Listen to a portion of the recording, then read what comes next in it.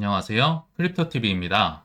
오늘은 제롬 파월이 어제 줬었던 실망감이 언제 반전될 수 있을지, 그리고 어떤 코인들이 반전 카드로 수혜를 볼지 알아보도록 하겠습니다. 어제 영상에서 AI에게 제롬 파월의 연설 결과에 대해서 좀 많이 물어봤었는데요. 생각보다 잘 맞추는 것 같네요.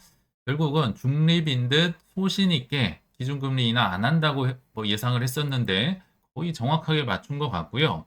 특히나 어제 제롬 파월 연설의 시나리오를 제가 한번 써달라고 했더니 뭐 서론, 본론, 결론 이런 식으로 얘기를 했는데 서론까지 똑같았습니다.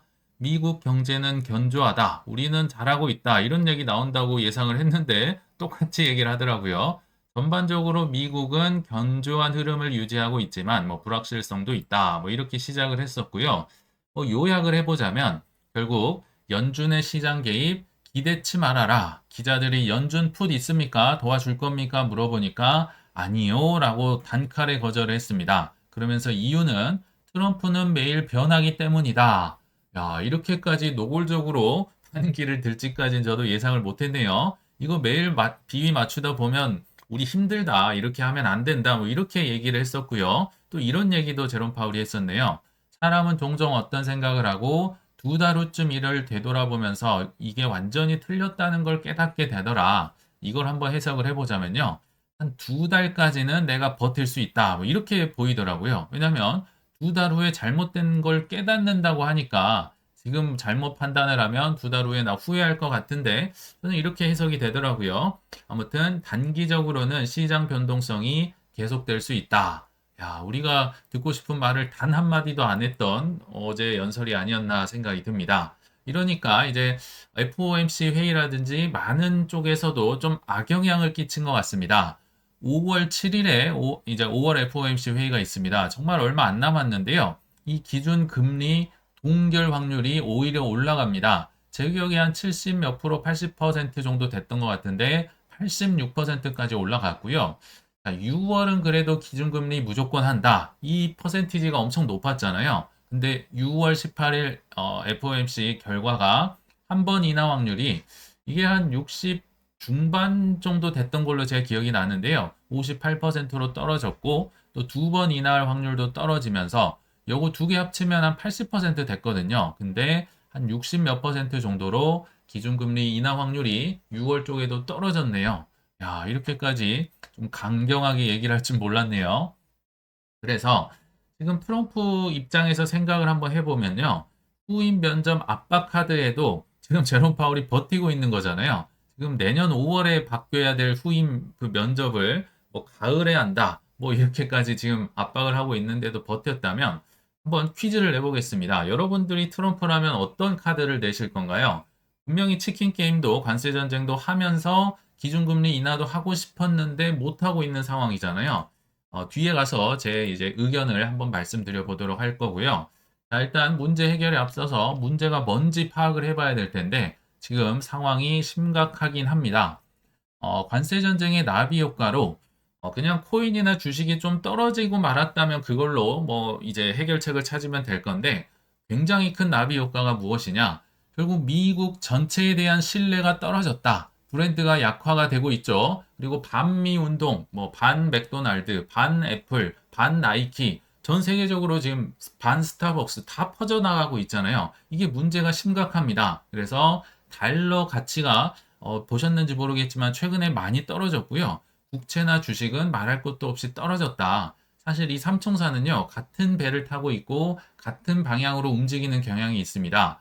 달러로 국채를 샀는데 달러 값이 떨어지면 국채 사고 싶을까요? 뭐 주식도 마찬가지라는 거죠. 그래서 이 삼총사가 동시에 위기를 겪다 보니까 이렇게 침체가 우려되는 상황에서 금만 뭐 포모 현상이 계속 이어지고 있고 쭉쭉 가고 있다. 좀 멈추려고 하면 사실 국채 쪽으로 달러 쪽으로 가야 되는데요. 이 수요가 금까지 왔다는 거죠. 그래서 제가 우리 최근에 국채나 주식 떨어진 건 많이 공부를 했으니까 달러 한번 보도록 하겠습니다. 이게 이제 DXY 차트인데요. 그러니까 유로화나 엔화 대비 달러의 환율을 나타냅니다. 거의 유로화가 대부분이라 보시면 되는데 최근에 굉장히 많이 떨어져서요. 여기 보시면 22년도 뭐 어느 순간 즈음까지 굉장히 저점을 뚫고 지금 내려온 상황인데요. 근데 원래는 이렇게 DXY가 떨어지면 좋은 겁니다. 20년도에도 DXY 달러가 약달러로 가면서 어마무시한 불장이 왔었잖아요. 근데 그때와 지금은 상황이 좀 다릅니다. 미국이 유동성을 공급을 하고 기준금리를 인하를 해서 약달러가 온 게 아니라 여기 나왔잖아요. 브랜드가 약화돼서 안전자산으로서의 지위를 잃어가면서 떨어지고 있다 보니까 이때랑 느낌이 좀 많이 다르다는 거죠. 그러니까 뭐 트럼프나 미국 사람들이 지금은 좀 위기감을 느껴야 되는 상황이다 생각이 들고요. 이거 원달러 환율도 보면요. 사실 한국이 최근에 좀 혼란스러워서 다른 데는 떨어져도 원달러 환율은 오히려 올라갔던 상황이었는데 그마저도 수직 낙하를 합니다. 1480원, 90원대까지 올라갔던 게요. 지금 보셨는지 모르겠지만 한 1410원대 찍고 1420원 근처에서 놀고 있다. 그러니까 이제 원달러마저도 떨어지면서 달러의 가치가 굉장히 지금 떨어지고 있는 굉장히 좀 위기 상황이라고 보시면 되겠죠. 그렇다면 이 엉킨 실타래를 확실하게 풀 반전 카드가 필요할 텐데 그게 어떤 걸까요? 트럼프 입장에서 보면 당장 기준금리 약간 물 건너갔습니다. 어려워진 것 같아요.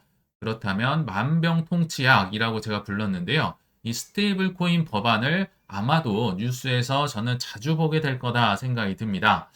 어, 왜 만병통치약이냐면요. 여야가 좋아합니다. 뭐 싫어하는 불호가 없다는 거고요. 아마 국채금리와 더불어서 뉴스에서 자주 보게 되지 않을까 이런 생각이 들고요. 실제로 어제 제롬 파월 의장이 뭐 다른 연설장이긴 했지만 뜬금없이 이런 얘기를 합니다. 스테이블 코인 규제안 설립을 지지하겠다. 그러니까 크립토가 이제 친화적으로 가고 쭉쭉 뻗어나가기 위해서 이 법안을 지지하고 잘 돼야 됩니다. 사실 이분은 비트코인 싫어했던 분인데 요거는 또 지지를 한다는 거 이게 무슨 얘기냐면요. 정말 불호가 없이 모두가 좋아한다는 여야가 모두 추진하고 있는 법안이라는 뜻입니다.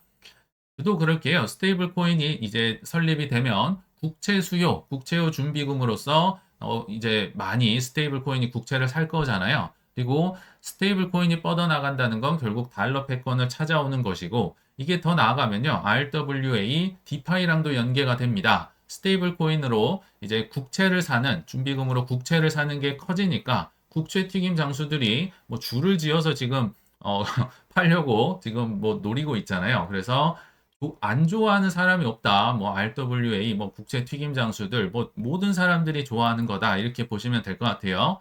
그래서 상식 차원에서 짧게 한번 이 스테이블 코인 법안의 현황과 또 언제 진행이 될지를 짧게 알아보고 넘어가면요. 지금 법안이 두 개가 있습니다. 지니어스 법안이 있고요. 스테이블 법안이 있는데 차이가 있다면 요거는 상원에서 주도를 하고 있고요. 스테이블 액트는 하원에서 주도하고 있다. 근데 날짜를 보시면 아시겠지만 트럼프가 취임을 하자마자 불이 나게 둘 다 동시에 추진을 위아래서 하고 있는 걸 볼 수 있겠죠. 모두가 원하고 있다는 뜻입니다. 진행 사항을 보면 지니어스가 조금은 더 빨리 시작을 했습니다. 상원은행위원회를 3월 13일에 통과를 했고 상원 의원 전체 투표를 대기하고 있고 뭐 스테이블도 비슷합니다. 4월 3일에 하원은행위원회를 통과했고 하원 전체 투표를 대기하고 있고 약간 속도의 차이만 있지 굉장히 빨리 진행을 그래도 하고 있다. 근데 두 개 차이가 뭐냐? 상원, 하원 말고도요. 지니어스는 알고리즘 스테이블 코인 있잖아요. 예를 들면 예전에 테라 같은 거 요거를 적대시하지 않고 이것도 우리 한번 포용하고 연구를 해보자. 이 차이가 있고요. 대신에 이제 하원 주도의 스테이블은 알고리즘은 한 2년간은 좀 금지를 하는 게 어떻겠냐, 규제하는 게 어떻겠냐, 테라 망해버렸더니 우리 보지 않았느냐, 뭐 이 차이가 있다고 보시면 됩니다. 이거 말고는 그냥 거의 다 똑같다고 보시면 돼요. 이거 정말 중요한 통과 시점. 현실적으로는 25년 6월에서 9월 사이가 이제 이 법이 통과되지 않을까 생각이 들거든요. 그러나 이제 가장 좋은 시나리오는 트럼프가 취임 후에 100일 내에 이거를 추진하고 싶다, 목표다 계속 얘기를 했었거든요. 그렇다면 사실 4월 말까지는 통과가 돼야 되는 게 이제 이상적이긴 하지만 이거는 좀 너무 빠르다고 저도 보이고요. 현실적으로는 6월에서 9월이 적절한 통과 시점이다 이런 생각이 듭니다. 근데 이렇게 끝나면 밋밋하잖아요. 스테이블 코인 법안이 통과될 때 간접적인 수혜를 받는 알트코인은 뭐가 있을까? 제가 용하다는 또 AI에게 한번 물어본 결과를 말씀드릴게요. 일단 당연히 직접적인 수혜는 이 발행사들, 서클사, 테더사, 페이팔 이런 데가 이제 받을 거라 보고요. 자, 이제 간접적인 알트코인 어떤 수혜를 받을 것인가? 그로그에게 한번 물어봤는데요. 일단 뭐 블록체인 생태계랑 디파이 전체가 커지는 효과를 가질 것이고 그 중에 첫 번째로 꼽은 수혜 코인은 바로 이더리움입니다. 왜 수혜를 받느냐? 대부분의 주요 스테이블 코인이요. 그냥 이더리움 고속도로 위에서 돌아다닌다. 그러니까 최근에 이더리움 가격이 재미없어서 이제 뭐 중내 산에 뭐 정말 별의별 말들이 많은데요. 확실한 거는 이더리움은 이 세계의 경부 고속도로입니다. 경부 고속도로를 통하지 않은 코인은 의미가 없다는 겁니다. 그건 죽은 고속도로라는 거죠. 모든 스테이블 코인의 대부분의 물량은 경부고속도로로 통한다. 그럼 왜 이게 수혜를 보느냐? 이더리움 고속도로의 거래량, 물동량과 수수료 수익이 증가할 가능성이 크기 때문입니다.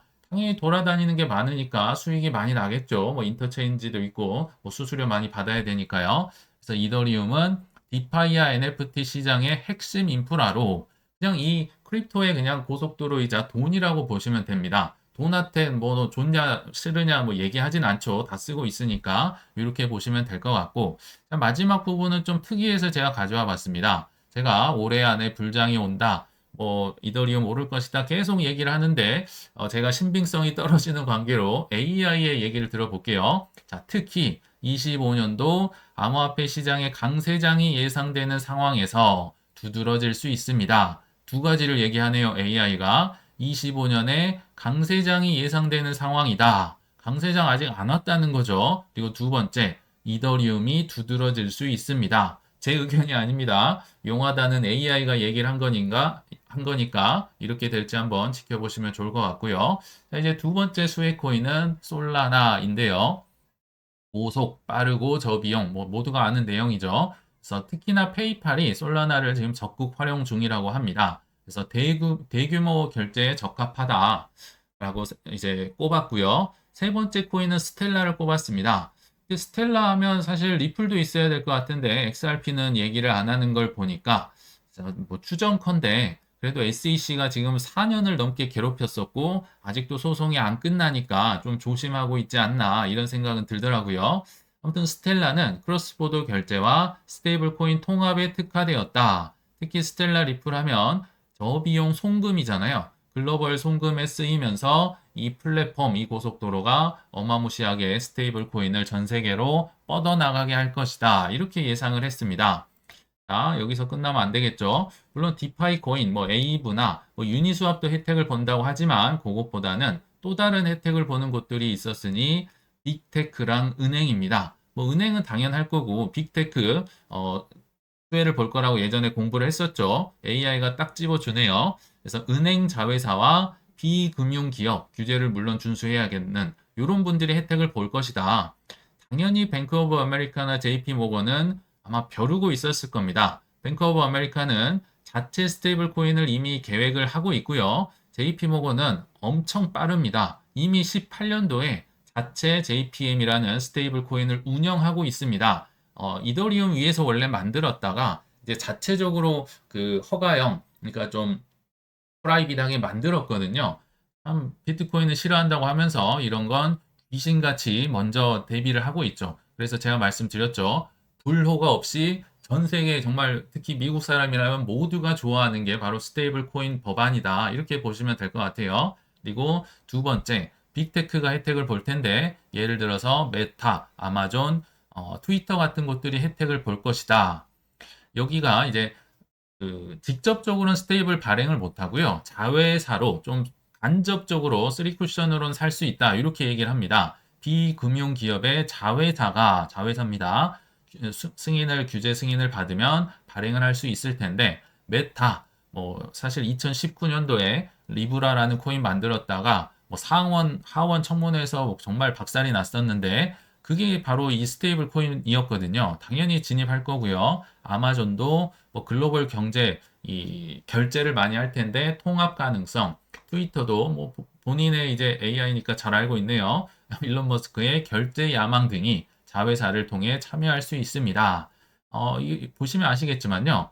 대표적인 전 세계적인 플랫폼입니다. 플랫폼이죠. 모두가 쓰는 뭐 메타, 트위터, 아마존인 건데 사실 아마존은 지금도 결제를 하고 있겠지만 트위터나 메타나 뭐 이런 데서도 이제 스테이블 코인으로 결제 버튼이 생기게 되고 뭐 주고받고 송금을 하게 된다는 그러니까 지갑으로서의 역할도 한다면 엄청나게 많이 쓸 거 아니에요. 접근성이 좋으니까. 그러니까 전 세계적으로 스테이블 코인이 쭉쭉 뻗어 나간다 보시면 되겠죠. 그래서 대규모 사용자 기반을 활용해 안 그래도 달러가 뻗어 나가는데 뭐 더 큰 혜택이 있지 않을까 생각이 드네요. 그래서 한번 결론으로 와봤는데요. 결국은 트럼프가 벌인 관세 전쟁에 지금은 전 세계가 절망하고 이거 언제 끝나냐 하고 있겠지만 아마도 트럼프의 다음 카드로는 제가 쌍스라고 했는데요. 두 개의 스, 하나는 스테이킹 ETF고요. 하나는 스테이블 코인 법안. 이 두 개가 해결사가 될 수 있다고 생각이 듭니다. 순서는 이더리움 등등 스테이킹 ETF가 먼저 될 것 같고요. 그 다음으로 스테이블 코인 법안이 뒤따를 거라 보는데 생각을 잘 해보시면 트럼프가 거의 유일하게 말을 바꾸지 않은 분야이자 또 여야가 초당적 지지를 보내는 만큼 이 분야를 스테이블 코인 법안을 잘 기다려 보시길 바라면서 이만 물러가겠습니다. 시청 감사합니다.